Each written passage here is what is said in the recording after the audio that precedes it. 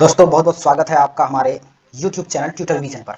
हम आपके बीच मौजूद है एक नई वीडियो के साथ और हम उम्मीद करते हैं कि आप लोग अच्छे होंगे, आगामी एग्जाम को लेकर के मन लगाकर पढ़ाई कर रहे होंगे। दोस्तों आज हम लोग बात करेंगे अगस्त 2023 में हुए सीटेट एग्जाम के क्वेश्चंस के ऊपर, जो बहुत सारे स्टूडेंट्स का डिमांड था कि सर थोड़ा क्वेश्चन को डिस्क्राइब किया जाए।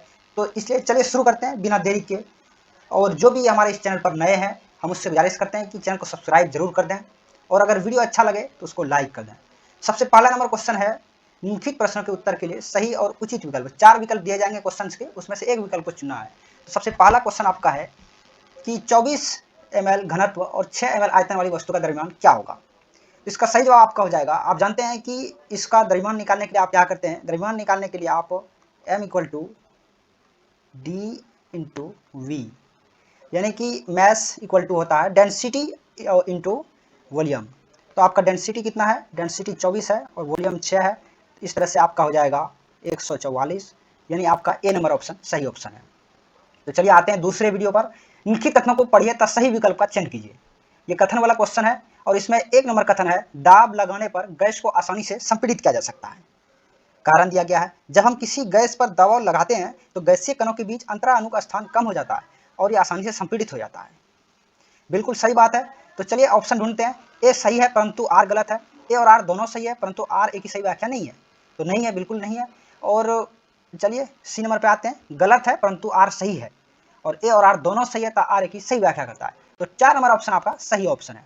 चलिए अगले क्वेश्चन पे आते हैं 63 नंबर पे। निम्नलिखित कथनों ए और बी पर विचार कीजिए। कथन ए में है, मनाली में ढालू छतों वाले मजबूत बांसों के खंभों पर बने ऊंचे उठे हुए बिजली के घर बनाए जाते हैं। कथन बी में है, मनाली में बारिश बहुत होती है और बर्फ भी पड़ती है। सही विकल्प चुना है हम लोगों को। ए नंबर में ए सही है परंतु बी गलत है। ए और बी दोनों गलत है। ए गलत है परंतु बी सही है। तो आपका इसका सही जवाब हो जाएगा दोस्तों, इसका सही जवाब आपका हो जाएगा 3 नंबर, यानी ए नंबर गलत है परंतु बी क्या है, सही है। तो वहां पे बांसों के खंबे पर बने घर नहीं होते हैं।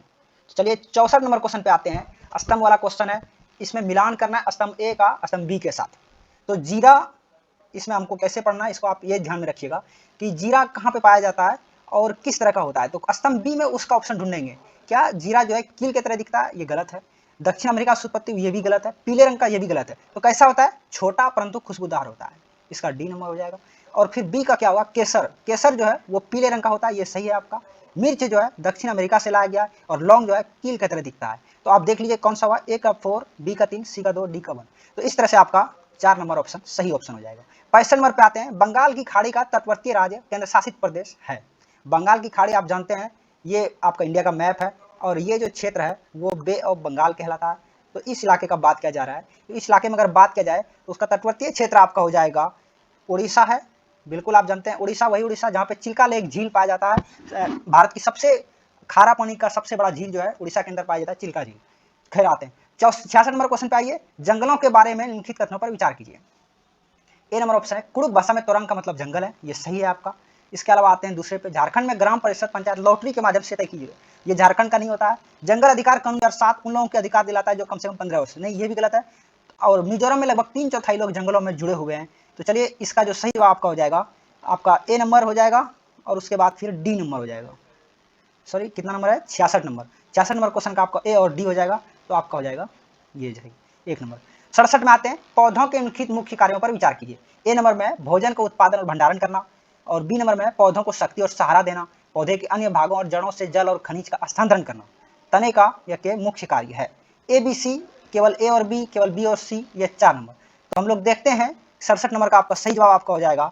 अगर पौधे का बात कर रहे हैं तो आपका बी और सी सही हो जाएगा, क्योंकि पौधे का जो तना होता है वो बिल्कुल क्या करता है, सहारा देता है और पौधे को शक्ति पहुंचाता है। और सी नंबर इसलिए सही होगा क्योंकि वो क्या करता है, जब जड़ का काम क्या है, ये जड़ का काम है, जड़ का काम है क्या करना, खनिज और पानी लाना और उसके बाद जो है वो किसको ला के देना, जड़ क्या करते हैं, जमीन से अवशोषित करते हैं और तना क्या करते हैं, उस चीज को पत्तियों तक पहुंचाते हैं और पत्तियां क्या करते हैं, पत्तियां फिर खाना बनाते हैं। पत्तियों के अंदर क्लोरोफिल पाए जाते हैं जिसकी मौजूदगी में वो क्या करते हैं, हरे रहते हैं और क्या होता है, खाना बनाते हैं। तो बहुत खूब। चलिए 68 नंबर क्वेश्चन पे आते हैं। अब आपका 68 नंबर क्वेश्चन है, कांसा ब्रांज एक मिश्र धातु है जिससे निम्नलिखित में से किन्हें पिघलाकर बनाया जाता है। हम लोग 68 नंबर पे आ गए हैं। 1 नंबर ऑप्शन है जिंक और टीन, एल्युमिनियम और जिंक, टीन और कॉपर, कॉपर और जिंक। तो आपका सही जवाब आपका हो जाएगा टीन और कॉपर। 69 नंबर पे आते हैं, निम्नलिखित में से हाथियों के बारे में सही कथन चुनिए। हाथी के बारे में बात अगर किया जाए, 69 का ए नंबर ऑप्शन है, 3 महीनों के हाथी के बच्चे का वजन सामान्यतः लगभग 100 किलोग्राम होता है। दूसरा ऑप्शन है, वयस्क हाथी एक दिन में 200 किलोग्राम, ये गलत बात है, 200 किलोग्राम नहीं खाता, 100 किलोग्राम खाता है। हाथी जो होता है कितना खाता है, 100 केजी खाता है। हाथी बहुत अधिक आराम नहीं करते हैं, ये आपका सही है। हाथी कीचड़ में खेलना पसंद करते हैं, ये सही है। तो इसका मतलब ये गलत है और ये गलत है। 69 नंबर आपका ऑप्शन हो जाएगा सी और डी सही।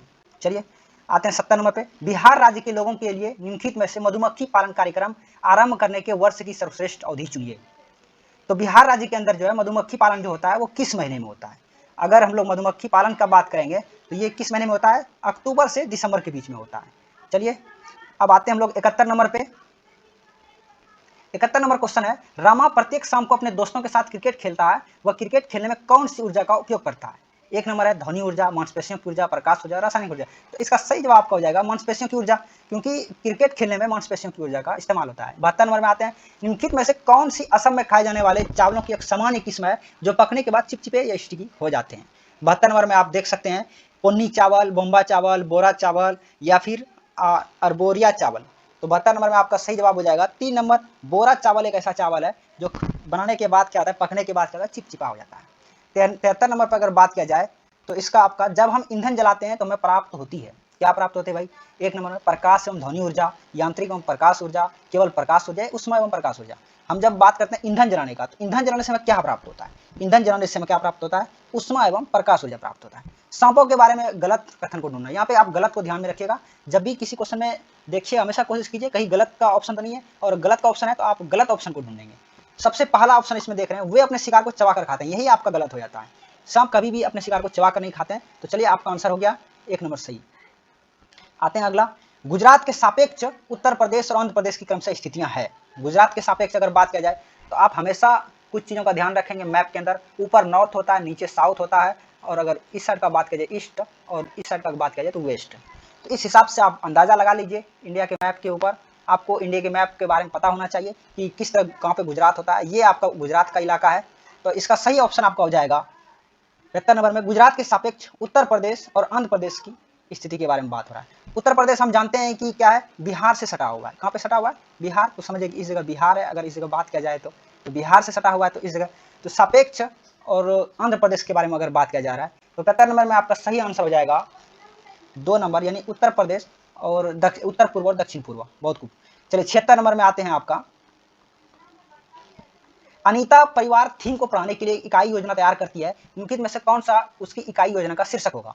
परिवार संबंध, लिंग, भूमिका, व्यवसाय बदलते समय में, सामाजिक संस्कृति इकाई के रूप में, या परिवार एक परिवार के भीतर संबंध, परिवार घुमंतु परिवार, परिवार के प्रकार एक कलर संयुक्त।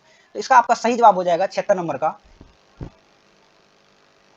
जो भी भाई हमारे इस चैनल पर नए हैं, मैं उससे गुजारिश करूंगा कि हमारे चैनल को सब्सक्राइब जरूर कर दें, क्योंकि हमारा एक नया चैनल खुला है, बस अभी 2 दिन हुए हैं हमारे इस चैनल को। आप जितना हमें सपोर्ट करेंगे हमें उतनी उत्साह मिलेगी और हम नए नए वीडियोज आपके लिए लाते रहेंगे।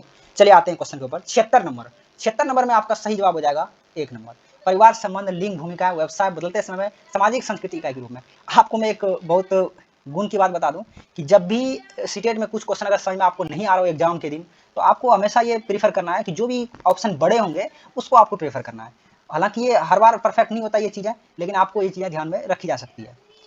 चलिए 77 नंबर पे आता है, श्रीमती शीतल ईवीएस की विभिन्न अवधारणाओं को समझाने के लिए प्राथमिक कक्षाओं में कहानियां और कविताओं का उपयोग करना पसंद करती है। उनके द्वारा कहानियों और कविताओं के प्रयोग का सबसे उपयुक्त तर्क है। उपयुक्त तर्क के बारे में बात किया जाए तो उपयुक्त तर्क कौन सा है? 70 नंबर में अगर बात किया जाए तो उसका क्या, विद्यार्थियों को अपनी कविताओं और कहानियों को लिखने के लिए प्रोत्साहित करना। जहां भी प्रोत्साहित का वर्ड आ गया आपको वो आंसर क्या होगा, सही होगा। ये टैग वर्ड है, प्रोत्साहन करना किसी को, ये क्या है, बहुत ही इंपॉर्टेंट है।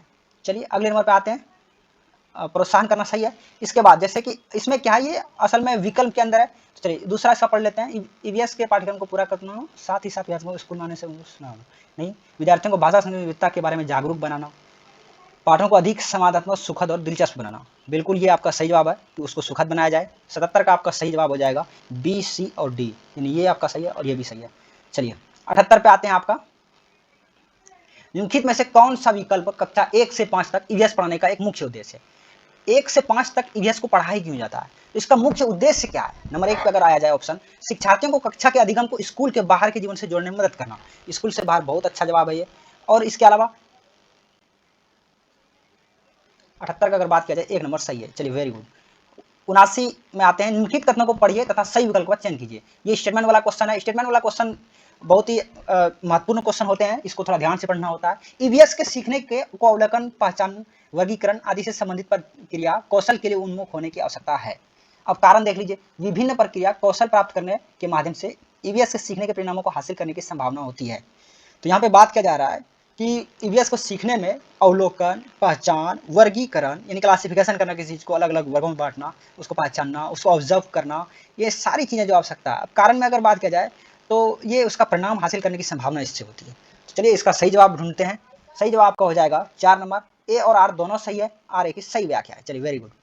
एक ईवीएस शिक्षक को योगात्मक मूल्यांकन के लिए प्रश्न पत्र तैयार करते समय किस चीज पर जोर देना चाहिए? यहाँ पे जोर देने का बात किया जा रहा है, आप जहाँ भी खाली स्थान हो तो वहाँ पे सवाल कीजिए खुद से कि किस चीज पर जोर देना चाहिए। तो यहाँ पे क्या है, किस चीज पर जोर देना है? प्रश्न पत्र की लंबाई और कुल अंक, ये गलत बात है। प्रश्न पत्र के कुल अंक और सामग्री कवरेज, प्रश्न पत्र की लंबाई और उद्देश्य, प्रश्न सामग्री कवरेज और उद्देश्य। तो सबसे इसका सटीक जवाब आपका हो जाएगा 4 नंबर। ये सारी चीजें इसके अंदर आ रहा है, सामग्री आ रहा है, कवरेज आ रहा है, उद्देश्य आ रहा है। कोई भी एग्जाम लेते हैं और एग्जाम लेने के बाद जो मूल्यांकन का जो रीजन होता है वो बहुत जरूरी है, ये होना वाजब होना कि क्या उद्देश्य है। चलिए अगले क्वेश्चन पे आते हैं। एक ईवीएस शिक्षक कक्षा में एक प्रयोग प्रदर्शित करता है। ईवीएस का शिक्षक है, पर्यावरण अध्ययन पढ़ा रहे हैं वो, और वो क्या करते हैं, कक्षा में एक प्रयोग प्रदर्शित कर रहा है, कोई प्रैक्टिकल कर रहा है समझिए एक तरह से, जिसमें एक अंडा पानी के गिलास में डूब जाता है, लेकिन पानी में नमक मिलाने पर तैरता है। उन्होंने क्या देखा, पानी में नमक मिलाने पर वो तैरने लगता है। विद्यार्थियों की पूछताछ के लिए निम्नलिखित में से कौन सी सबसे उपयुक्त व्याख्या दे सकती है? अब इसमें व्याख्या देने का बात कर रहा है कि जब विद्यार्थियों की पूछताछ किया जाएगा तो वो कौन सा सबसे अच्छा व्याख्या देगा। विद्यार्थी अलग अलग व्याख्या कर रहे हैं, जैसे अलग अलग मात्रा में नमक के साथ प्रयोग करें, उसका अवलोकन करें। 1 नंबर। 2 नंबर में है, आप उच्च कक्षाओं में सही कारण सीखेंगे। और 3 नंबर, प्रत्येक विद्यार्थी को पानी में विभिन्न वस्तुएं डालकर स्वयं निष्कर्ष निकालने दें, पानी घनत्व के कारण अंडा तैरता है। तो इसका सही जवाब आपका हो जाएगा 1 नंबर, अलग अलग मात्रा में नमक के साथ प्रयोग करें, उसका अवलोकन करें। बहुत जरूरी है उसका अवलोकन करना, उसका प्रयोग करना अलग अलग एंगल से। चलिए 82 पे आते हैं। कक्षा 3 के विद्यार्थियों के लिए ईवीएस में निम्नलिखित में से कौन सा सीखने का परिणाम अधिगम प्रतिफल नहीं है? क्या है, सीखने का परिणाम नहीं है। यहाँ पे मैंने कहा था नहीं पे जोर लग देना है, ध्यान रखना है, तो नहीं वाला आ गया है। चलिए इसका हो जाएगा कक्षा की दिशाओं की पहचान करना, कुछ स्थानीय इंडोर आउटडोर खेलों के नियमों का अवलोकन करना, अच्छे और बुरे स्पर्श पर अपनी राय व्यक्त करना, देखे गए अनुभव किए गए मुद्दों पर आवाज उठाना, और समाज की प्रथाओं से संबंधित करना, जैसे संसाधन के स्वामित्व में भेदभाव। तो इसका सही जवाब आपका हो जाएगा 4 नंबर। मैंने कहा था कि बड़ा वाला जो ऑप्शन है उसको ज़्यादा प्रीफर किया जाए, इसमें बहुत सारी चीज़ शामिल, सभी चीज़ें शामिल है। देखे गए या अनुभव किए गए मुद्दों पर आवाज़ भी उठाना है, समाज की प्रथाओं से संबंधित करना है, जैसे संसाधनों के स्वामित्व में भेदभाव। ये गलत बात है, ये सब नहीं करना है, ये सब चीज़ें नहीं करना है, तो नहीं वाला ऑप्शन है आपका सही ऑप्शन हो जाएगा। 83 में आते हैं अगर, तो 83 में देखा जाए तो आपको कक्षा 3 से 5 तक के अपने विद्यार्थियों के लिए ईवीएस पाठ्य पुस्तक का चयन करना है। इस उद्देश्य के लिए निम्नलिखित में से कौन सा मानदंड सबसे उपयुक्त है? तो सबसे उपयुक्त अगर उद्देश्य का बात किया जाए तो इसका सही जवाब आपका हो जाएगा, पाठ्य पुस्तक बाल उन्मुखी होनी चाहिए तथा लिंग, जाति, वर्ग और धर्म के आधार पर किसी भी रूढ़िवादिता या अपमानजनक व्यवहार से रहित होना चाहिए। बिल्कुल सही बात है, इन चीज़ों का ध्यान रखना है हमेशा। हमेशा क्लास में रूढ़िवादिता को क्या करना है, हमेशा उसको खत्म करना है। रूढ़िवादिता को हमेशा ध्यान में रखना है कि रूढ़िवादिता ना हो क्लास में, किसी तरह का भेदभाव ना हो। 84 नंबर पे आते हैं। रूढ़िवादिता निगेटिव वर्ड है। देखिए ये रूढ़िवादिता जो क्या है, जेंडर जो व्यास जिसको हम लोग कहते हैं, तो इसको क्या है, ये निगेटिव वर्ड है, निगेटिव वर्ड है, निगेटिव वर्ड है। तो इसको आपको क्या करना है, ध्यान में रखना है। चलिए अगले क्वेश्चन पे आते हैं। 84, निम्नलिखित कथनों को पढ़िए तथा सही विकल्प का चयन कीजिए। इसमें स्टेटमेंट वाला क्वेश्चन है फिर से। अभिकथन 1 नंबर में है, प्राथमिक स्तर पर ईवीएस में विषयों के बजाय थीम है। अब कारण का बात है, थीम हम जानते हैं कि थीम 5 है। अब इसमें बात कर रहा है कि विषयों की तुलना में थीम आधारित ईवीएस सीखना के क्या है, शिक्षकों और विद्यार्थियों के लिए आसान है। 1 नंबर ऑप्शन है ए सही है, परंतु आर गलत है। और इस तरह से फिर दूसरे नंबर ऑप्शन में है ए और आर दोनों सही है, परंतु आर एक ही सही व्याख्या नहीं है। इसके बाद अगर बात किया जाए तो ये आपका सही जवाब हो जाएगा कि सही व्याख्या नहीं है। चलिए आते हैं 85 नंबर पे। एक शिक्षिका ईवीएस शिक्षण के लिए अपने विद्यार्थियों के साथ तुल्यकालिक यानी सिंक्रोस संप्रेषण का चयन करता है, एक दूसरे से क्या करता है, संप्रेषण करता है, कम्युनिकेशन करने की कोशिश करता है। वह निम्नलिखित में से किसे चुनेगी? कम्युनिकेशन करने के लिए सब इनमें से किसे चुनेगी? वीडियो कॉन्फ्रेंसिंग है, ऑनलाइन चैट है, सत्र है, फोन है, कॉल है। दूसरा है त्वरित संदेश, ब्लॉग, टेली कॉन्फ्रेंसिंग। तीसरा है phone call, pre recording video, tele conferencing, email, social media, post, phone call. ठीक है, इसमें आपको क्या करना है कि चारों में हो सकता है कि एक एक इसमें जो वर्ड लिखे हैं वो सही हो, लेकिन सब सही जिसमें हो वही आपको चुनना है। तो चलिए 85 नंबर में आपका हो जाएगा कि क्या करना है, आपको वीडियो कॉन्फ्रेंसिंग करना है, ऑनलाइन चैट सत्र करना है, फोन कॉल करना है। इससे आप क्या करते हैं, अच्छे से कम्युनिकेशन कर सकते हैं। 86 नंबर है, यदि थीम यात्रा का बात हो रहा है, रेलवे स्टेशन ईवीएस में एक सामुदायिक संसाधनों के उपयोग को दर्शाता है। तो निम्नलिखित में से कौन पूरा करेगा? थीम भोजन। तो बात हो रहा है यहाँ पे कि थीम जो है यात्रा कर रहा है, रेलवे स्टेशन में सामुदायिक संसाधनों के उपयोग को दर्शाता है। निम्नलिखित में से कौन पूरा करेगा? किसान, दुकानदार, कृषि, फार्म, जंगल। तो ये कौन पूरा करेगा? भोजन का काम मतलब ये पूरा करने वाला कौन है? भोजन का पूरा करने वाला कौन है? कृषि, फार्म है। चलिए, खेती से पूरा होता है। ईवीएस शिक्षण के दौरान एक शिक्षक का बयान। ईवीएस शिक्षण के दौरान किसका बयान? एक शिक्षक का बयान जो है वो क्या है? एक शिक्षक का बयान जो कि प्रश्न को विद्यार्थियों को स्वयं या अपने साथियों की प्रतिक्रियाओं से उत्तर को विस्तृत करने के लिए प्रोत्साहित करता है। अच्छा वर्ड है ये, पॉजिटिव वर्ड है। कैसा वर्ड है? पॉजिटिव वर्ड है, यानी बहुत अच्छी वर्ड है ये, प्रोत्साहित करना। तो इसमें अब आता है कि इसमें कौन सा जो है ना ऑप्शन सही है? परीक्षण और त्रुटि, चेनिंग, खोजपूर्ण प्रश्न, कंडीशनिंग। तो मैं आपको बता दूं कि जहां भी खोजपूर्ण प्रश्न आ जाए इसको आपको सही मारना है। खोजपूर्ण ये बहुत ही पॉजिटिव वर्ड है, पॉजिटिव वर्ड है, आपको ध्यान रखना है हमेशा। पॉजिटिव वर्ड है, जहां भी इस तरह का आपको ऑप्शन मिल जाए आप उसको क्या करना है? पॉजिटिव समझना है। अच्छा वर्ड होता है ये खोजपूर्ण। चलिए आते हैं, 87 नंबर हो गया। 88 नंबर पे आते हैं। आप ईवीएस के विद्यार्थियों के लिए व्यवहारिक गतिविधियों को प्रोत्साहित करना चाहते हैं। निम्नलिखित में से कौन सी क्रिया सबसे उपयुक्त है? नंबर 1 है एक चार्ट पर विभिन्न पौधों के भागों का चित्र बनाना। कोई एक चार्ट है उस पर विभिन्न पौधों के भागों का चित्र बनाना है। दूसरे नंबर पर उपलब्ध सामग्री से ईवीएस किट विकसित करना। और तीसरे नंबर ग्लोब से नक्शा पढ़ना। और चौथे पे है विभिन्न देशों के सिक्के एकत्रित करना। तो इसमें सबसे ज्यादा इफेक्टिव अगर बात किया जाए तो वो 2 नंबर है, बिल्कुल। चलिए आते हैं 89 नंबर पे। ईवीएस के लिए रचनात्मक आकलन क्या है? तो सीखने के लिए आकलन है, सीखने का आकलन है, अधिगम के रूप में आकलन है, सीखने के बारे में आकलन है। इसका सही जवाब आपका इसमें क्या दे? ईवीएस के लिए रचनात्मक आकलन का बात अगर किया जाए तो ये क्या है? ये जो है आपका क्या है? सीखने के लिए आकलन भी है और क्या है? अधिगम के रूप के लिए आकलन, रूप में आकलन है। इसका मतलब आपका हो जाएगा क्या? बी नंबर आपका सही हो जाएगा, ए और सी हो जाएगा। चलिए बहुत खूब। 90 नंबर अंतिम क्वेश्चन के ऊपर आते हैं। मैं पुनः एक बार गुजारिश करूंगा कि चैनल को सब्सक्राइब और बेल आइकन दबाना ना भूलेंगे। वीडियो को लाइक जरूर कर देंगे ताकि सबसे पहले हमारा वीडियो आप तक पहुंचे। 90 नंबर क्वेश्चन पे आते हैं। निम्नलिखित कथनों को पढ़िए तथा सही विकल्प का चयन कीजिए। अभी कथन ए, ईवीएस में क्षेत्र भ्रमण प्रभावित शिक्षण शास्त्रीय रणनीति है। कारण आर, कारण वही वाला अभी स्टेटमेंट वाला क्वेश्चन है। क्षेत्र भ्रमण वस्तुओं को, घटना और स्थानों की याददाश्त को बढ़ावा देती है। नंबर 1 में सही है परंतु आर गलत है। क्या 1 नंबर सही है और आर गलत है? ए और आर दोनों सही है परंतु आर ए की सही व्याख्या नहीं है। क्या बोल रहा है? सही व्याख्या नहीं है, यानी ये जो है डिस्क्राइब अच्छे से नहीं कर रहा है। चलिए अगला आते हैं। ए गलत है परंतु आर सही है और ए आर दोनों सही है तथा आर ए की सही व्याख्या है। तो इसमें आपका क्या हो जाएगा? सही जवाब का हो जाएगा ए नंबर हो जाएगा आपका सही जवाब 1 नंबर। ए सही है परंतु आर क्या है? गलत है। आर में जो है ये चीजें गलत है, ये चीजें नहीं होनी चाहिए। क्षेत्र भ्रमण वस्तुओं, घटना और स्थानों की याददाश्त को बढ़ावा देती है। ईवीएस में क्षेत्र भ्रमण प्रभावी शिक्षण शास्त्रीय रणनीति है कारण।